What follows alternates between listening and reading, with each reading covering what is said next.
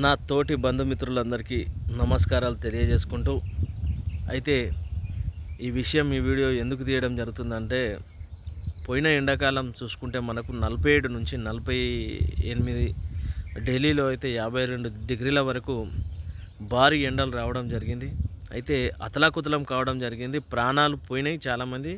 ఎందుకంటే ఈ భారీ ఎండలకు ఏదైతే సన్ స్ట్రోక్ తగిలి వడదెబ్బ తగిలి ఎండలకు చనిపోవడం జరిగింది. కావున ప్రతి ఒక్కరికి తెలియజేయడం ఏంటంటే పేరున మేమైతే కేశవ వెల్ఫేర్ అసోసియేషన్ ఆధ్వర్యంలో ఇప్పటి వరకు కొన్ని వేల చెట్లు నాటడం జరిగింది. అది ఫోటోలో చూపించవచ్చు. మీరు ఇట్లా ఒక ఛాలెంజ్ విసరడం జరుగుతుంది. ఏంటంటే మీరు ప్రతి ఒక్క ఇంట్లో 10 చెట్లు పెట్టండి, పర్యావరణాన్ని కాపాడండి. ఎందుకంటే రానున్న వచ్చే ఎండాకాలం చూస్తే 50 డిగ్రీలు మరి వస్తే మాత్రం చాలా ఘోరంగా ఉంటుంది. అయితే ప్రాణాలు అరిలోకి పోతాయి. ఎందుకంటే ఒక నెల మనం బతకలేని పరిస్థితులు ఉన్నాయి. ఎందుకంటే చూస్తే ఆ వీడియోలు చూస్తే తిరిగినాం కాబట్టి ఫీల్డ్లో నేను చూసిన కాబట్టి నేను చెప్తున్నాను.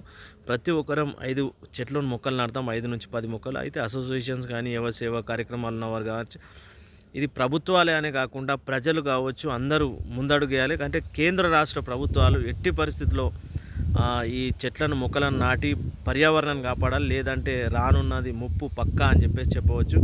ఎందుకంటే 50 డిగ్రీలు దాటినంటే మనుగడ ఉండదు, జీవకోటి మొత్తం నశించిపోతుంది.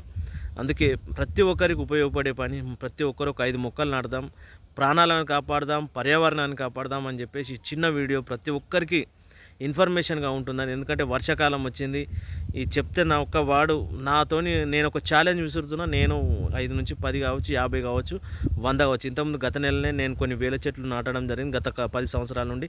మీరు కూడా ప్రతి ఒక్కరు మొక్కలు నాటండి, పర్యావరణాన్ని కాపాడండి. ప్రజల ప్రాణాలు మళ్ళీ ఏదైతే పర్యావరణాన్ని కాపాడాలని హ్యూమన్స్ బతికి